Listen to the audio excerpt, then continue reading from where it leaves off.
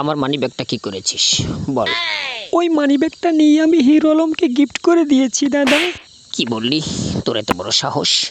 ওঠ, তুই আমার মানি ব্যাগ নিয়ে হিরো আলমকে গিফট করেছিস? বল বল, কেন কেন করেছিস বল। মেজো দাদা, আমি কি করব বলো, আমি হিরো আলমকে অনেক ভালোবাসি দাদা। কি বললি তুই?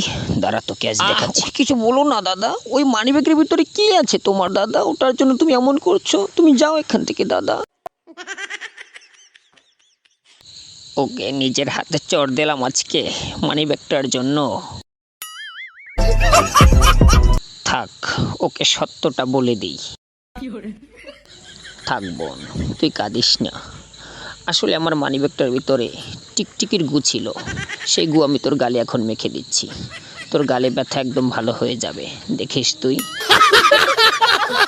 তুই একটুকু মন খারাপ করিস না রে বোন।